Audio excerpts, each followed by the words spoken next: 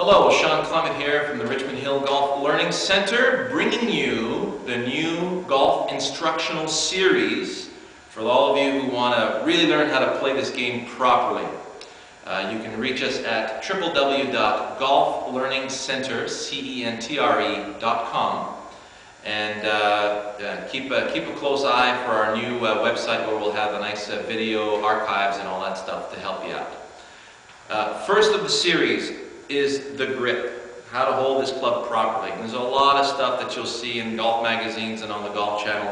Hopefully this will really dispel a lot of the myths that are out there and help you achieve the proper golf grip once and for all.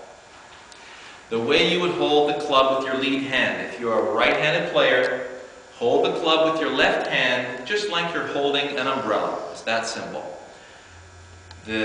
The grip will be placed right where the fingers join the hand. You're using the fingers to apply pressure to the under pad or the heel pad of the hand. So everything is nice and airtight. You're not holding it across where you have a gaping hole. Everything is nice and airtight in the grip. Another way of putting it is, where would you place the grip of the club if you were going to squeeze the tar out of it? Okay? I'm not saying that that's the way you're going to hold the club as far as tension is concerned, but this would be the place where I could squeeze it the hardest. Now, if you look at where the thumb is, if I hinge up and down on what we call the anatomical snuff box, this is where your wrist is going to hinge, a little cavity here above your thumb.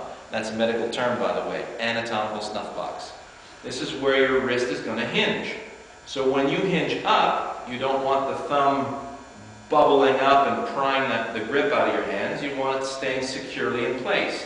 If you hinge down, you don't want it rubbing up. So as you hinge up and down, everything stays in place. You'll notice the leading edge of my club. This is how I set it to the ground, perpendicular to the ground. That's a square club face. That snuff box is directly on top of the grip when the club face is square. You'll notice the thumb is coming in on a 1 o'clock position, from 1 o'clock back to noon. So it's still on top of the grip. So when I hinge up and down, you'll notice that the club face stays nice and square. There's your top hand. Bottom hand, you'll just take the thumb in the grip and you'll just place this right in the lifeline of the other hand. You'll notice how the underside of the knuckle of my index finger is on top. The other fingers roll around and the index finger will hook on, bringing the thumb alongside. So what you're going to see is a nice airtight V.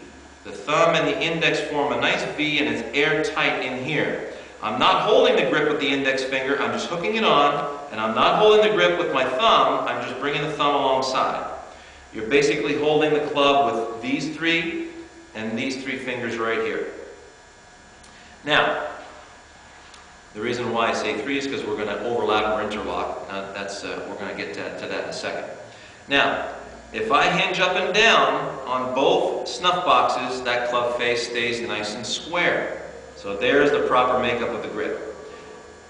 Now, depending on the size of your hands, this is how you're going to reunite them. You can interlock, and you notice I'm not going all the way in. I'm just a light interlock. Overlap for people who have long fingers or big hands.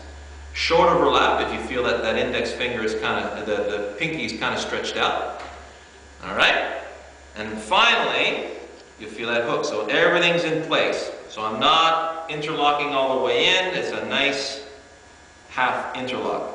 So whether I interlock, overlap, or 10 finger, everything stays the same. And this is going to create the proper arm motion in your swing, which we're going to get into this in the next video. And we'll elaborate on what we just talked about.